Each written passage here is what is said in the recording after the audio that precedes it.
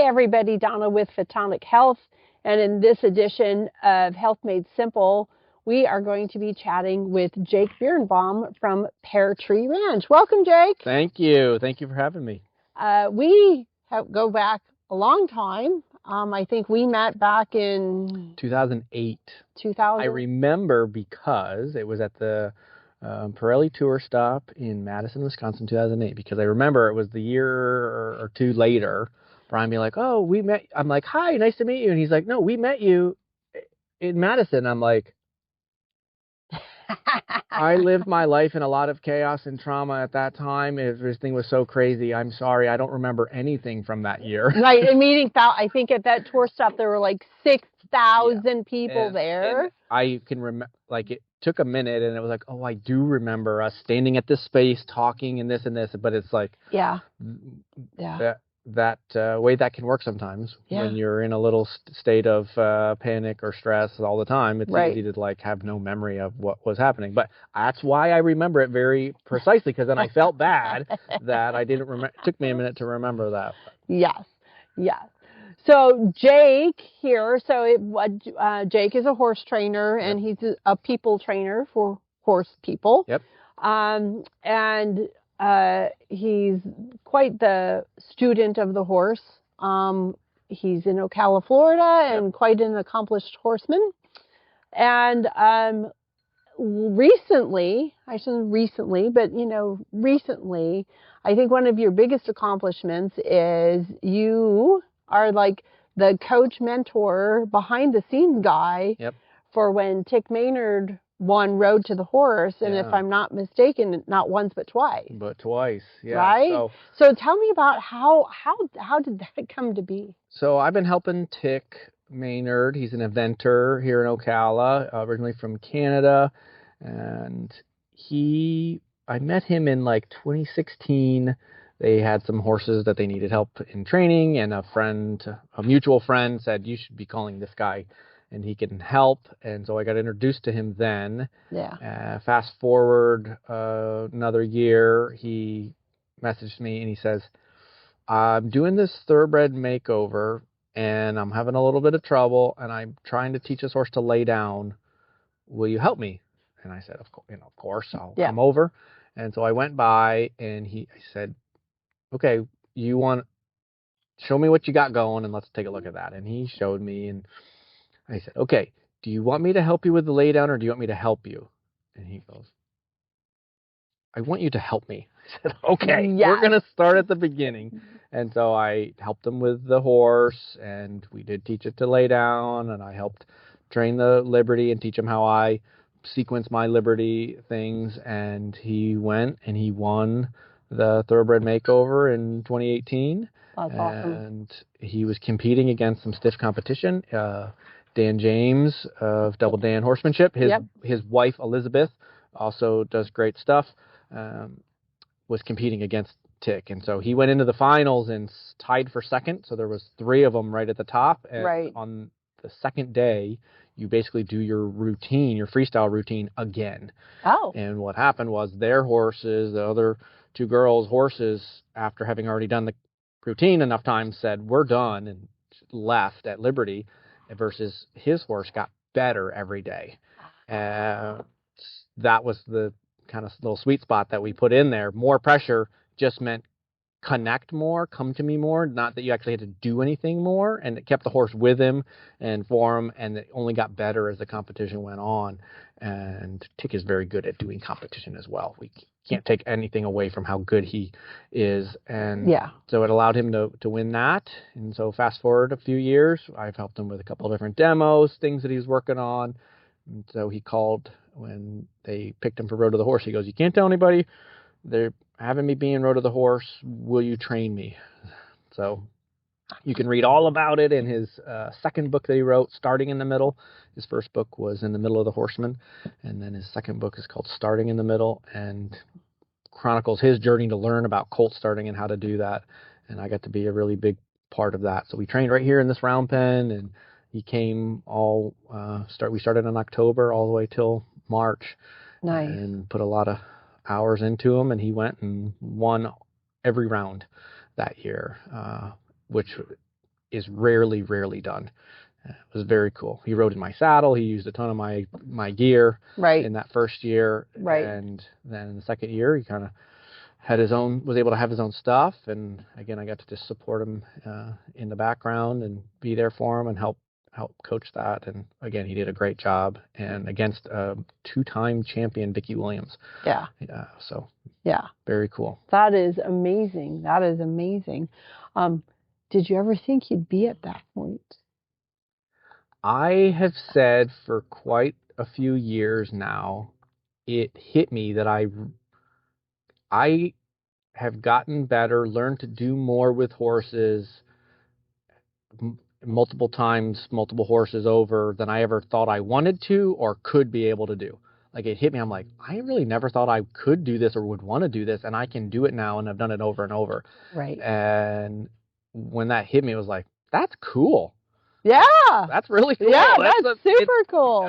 The kind of people I've gotten to be around and work with, it's just been an amazing journey along the way. And so I think the answer is no, I wouldn't have ever thought that would have been the case. And when that kind of hit me, it was just like, oh, okay. Like, I can kind of be proud of myself now, versus when we're learning, I think there's this feeling of never good enough and you're never going to make it. And it's there is something to be said for, I don't think you ever really make it if you're a never-ending student, like a lot of us are. I know that's how you guys are with what you do with helping the horses with the light therapy and such.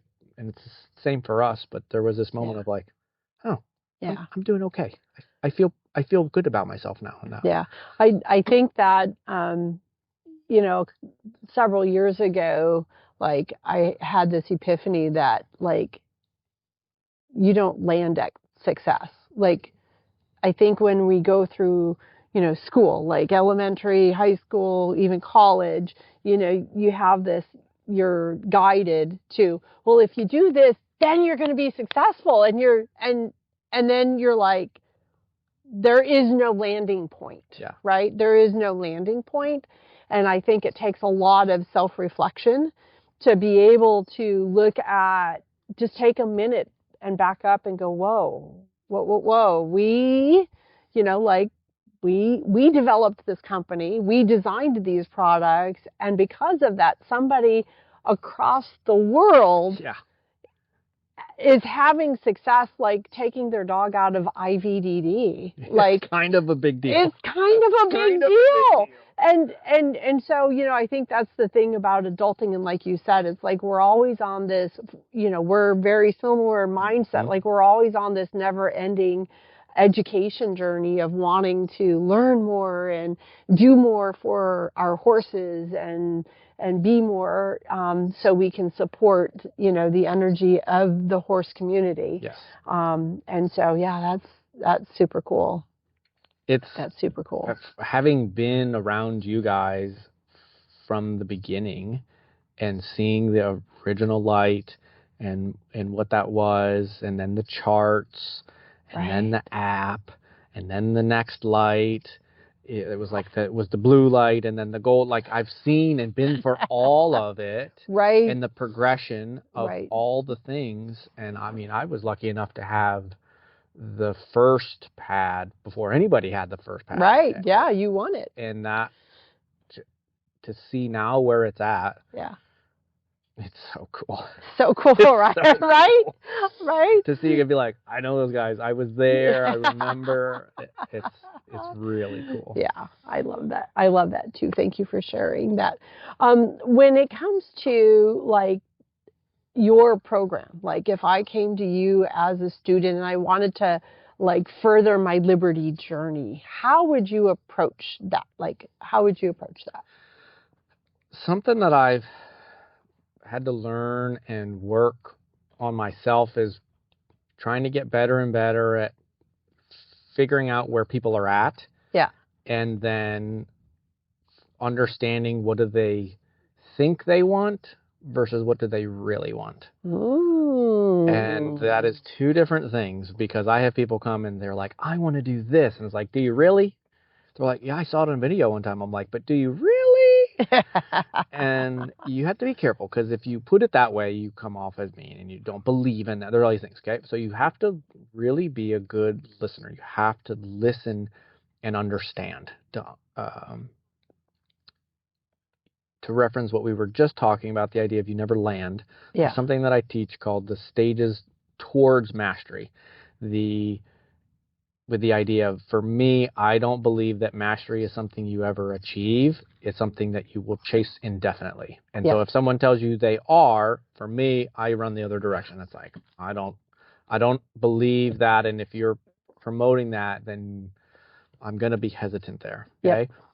The first two stages of wanting to master anything is an awareness and then understanding. You have to become aware something exists before you can ever understand it. And so in that example of you're coming as a student, I'm aware that you want to learn.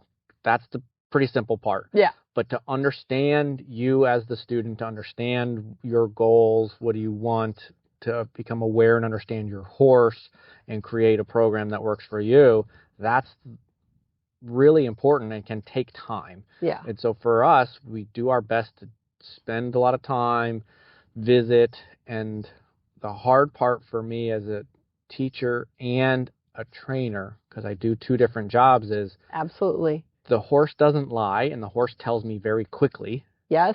Versus people don't always tell the truth. I'm not going to say they're liars, but they don't always know how to share it all the way, I think. And so you have to really take the time to go, their mouth said this, but the truth is lying under there somewhere. And we have to learn to be patient and listen and understand that. And so if you're in this example, you want to learn about liberty. Say, okay, tell me what you know about liberty.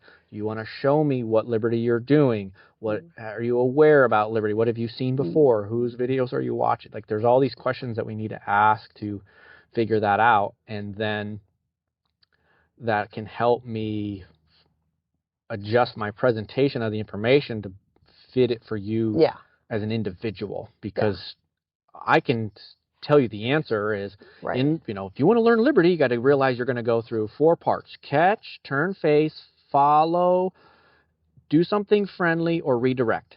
That's everything. Right.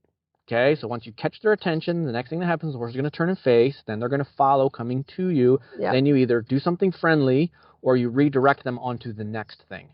And it's just a never-ending loop of that. There you go. That's all you need to know about liberty. That sounds easy. Right? I can do that. And it just doesn't work that way. To make sure we understand and have the awareness and understanding of when the horse is following versus not. They're still stuck at the turn and face, or you have the attention, but they haven't committed to turn and face. And how do we break all that down? How do we apply it differently for each horse? Right. How do we use different tools, different times, different places to achieve all those things? It's a massive study of all of that. But when we can really get to know you, then I can start to present that information of catch, turn, face, follow, do something friendly, or redirect for you and your horse as an individual. Yeah. And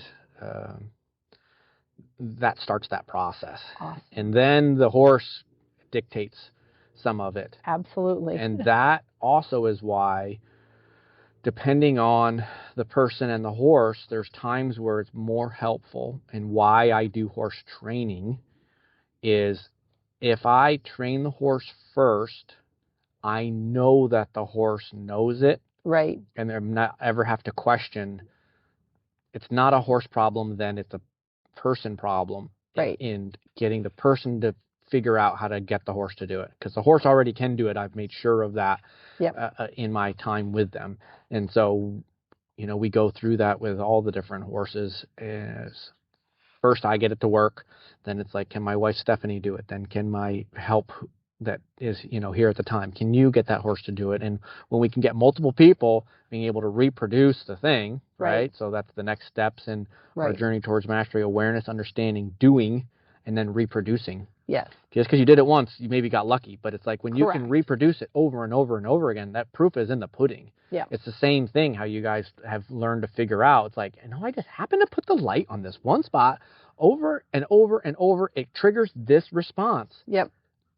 That's what science is.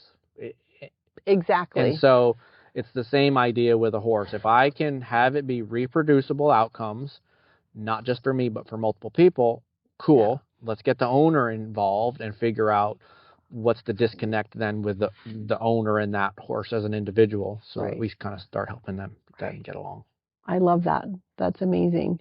It's a pretty, like, I think a lot of times because we're in a digital world, right? Mm-hmm. And so, like, we just see a training tip on Instagram or something, and we think that it's as simple as that.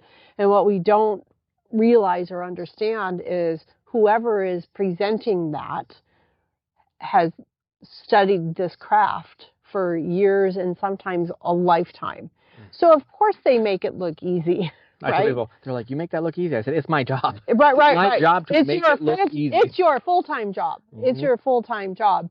And so that's one of the things that I love about you is, yes, we live in a digital world these days, but you are very hands-on and you're very, come here. Like, come take lessons here. Come take workshops here.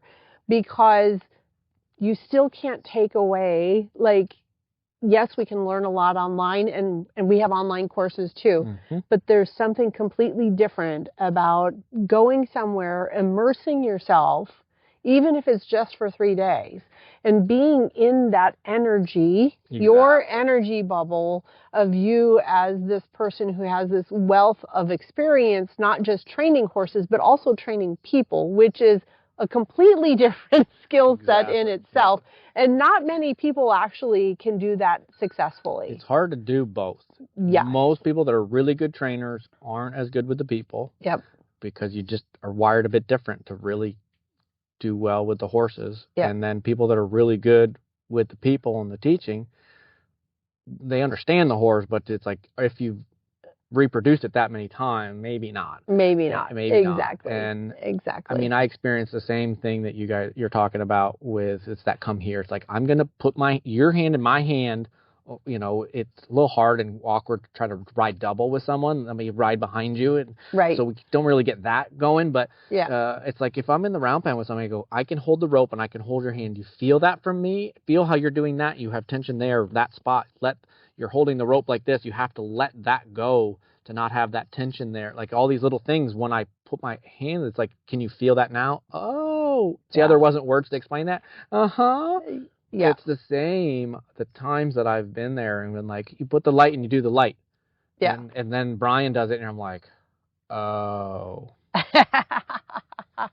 I mean, it's like this, and it's no. You counted for 30 seconds, but you had to wait another 5 seconds because see how then the horse did this and this and this, and then it went whoop right through him. And when you're standing next to him, and then you feel it in your guts happen, you're like, now I understand. Yeah. I read the pamphlet. I got the things. It's in the barn all the time. It's right there. Doesn't mean that it's the same when you feel it really inside and experience it together. And I've had the same experience with you guys. Yeah. For just horse after horse after horse of being around, seeing you do the demos. When you stand close enough, it's like you can taste it when it changes. Yeah. It's pretty cool. I mean, special.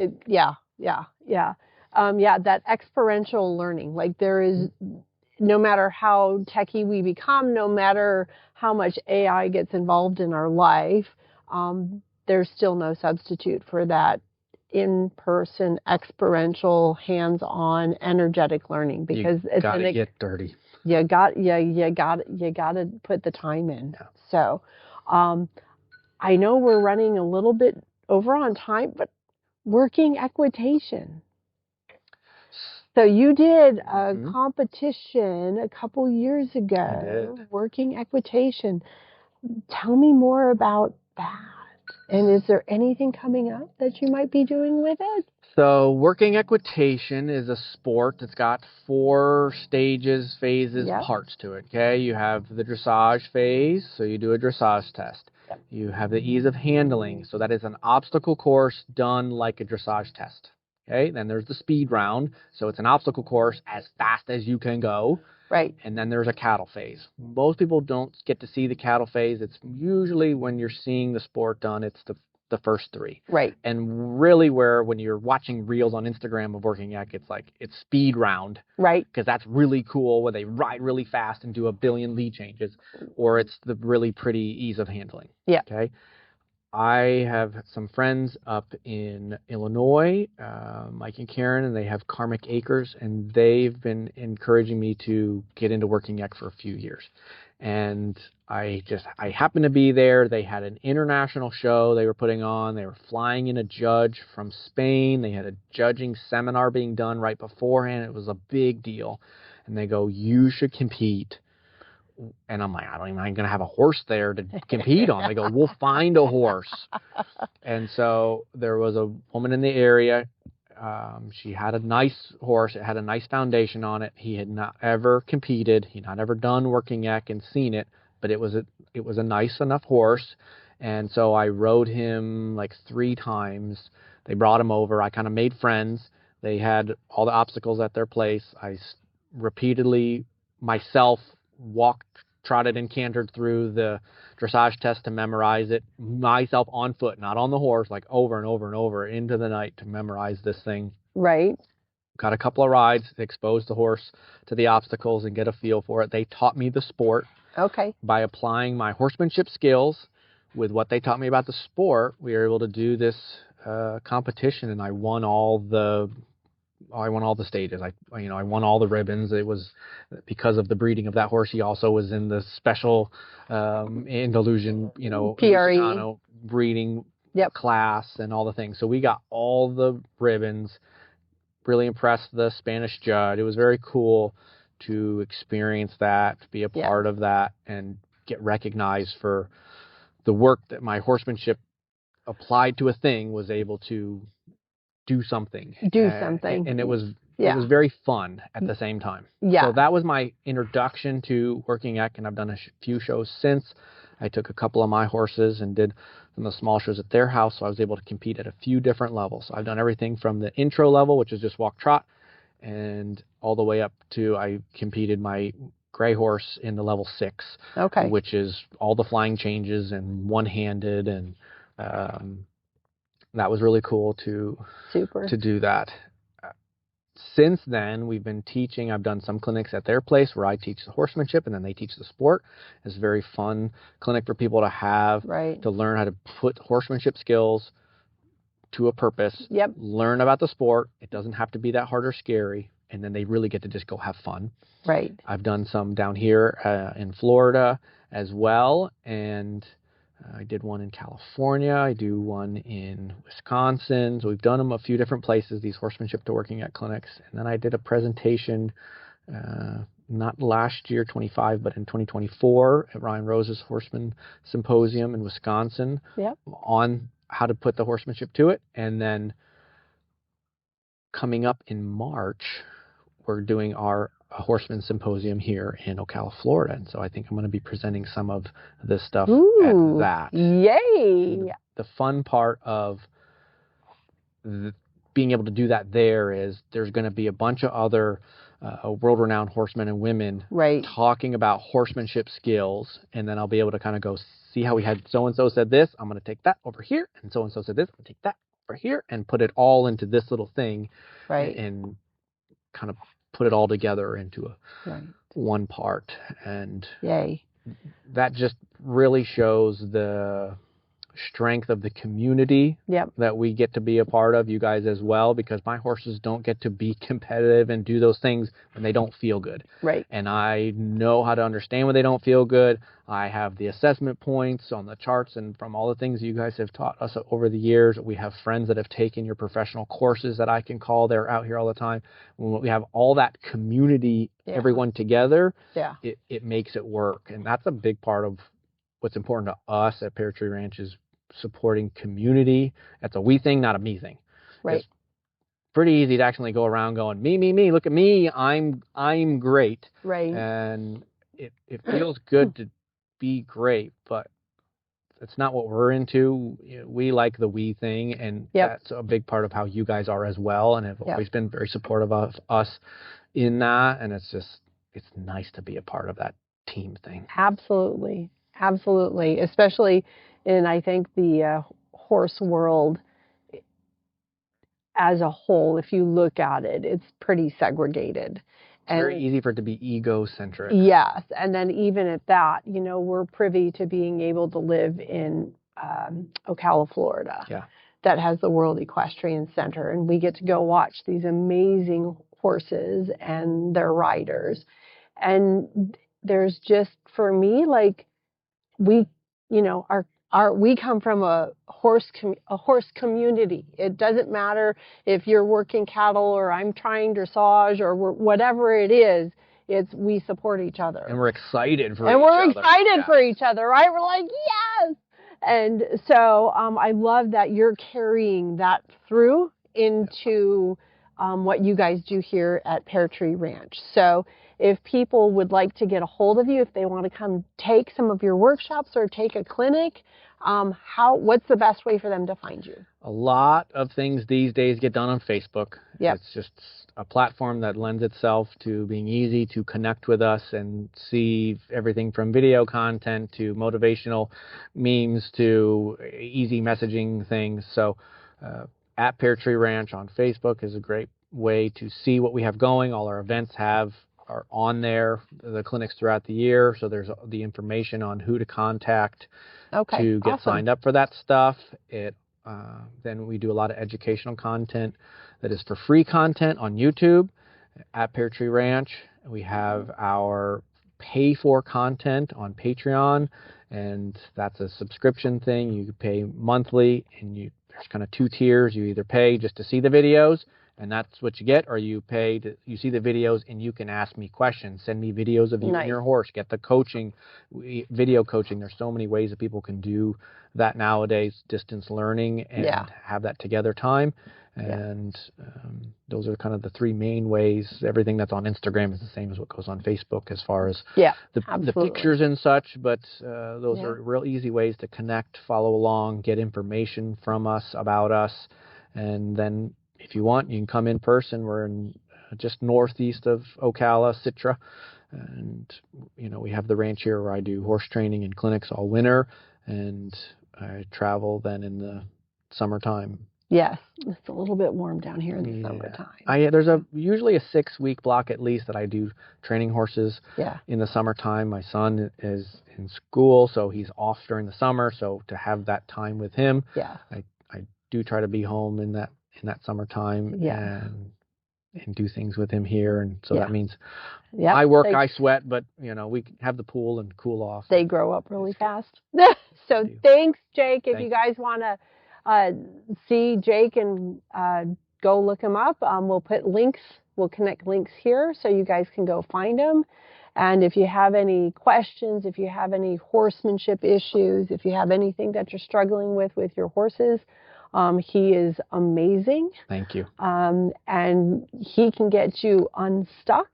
And if you guys just want to come and learn and watch some amazing horsemanship presentations, the Horseman Symposium is happening at the end of March in Ocala.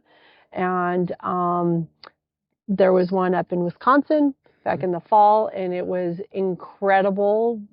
Brian and I absolutely loved it. It was amazing. Really great community, really great togetherness, and horse people all coming together for the same purpose, and that is to really just do better for our horses, be better for them, be better for ourselves, and really enjoy them. That's the thing. That's why we're doing it, because we love horses. And so thank you so much. Thank you. Appreciate you guys.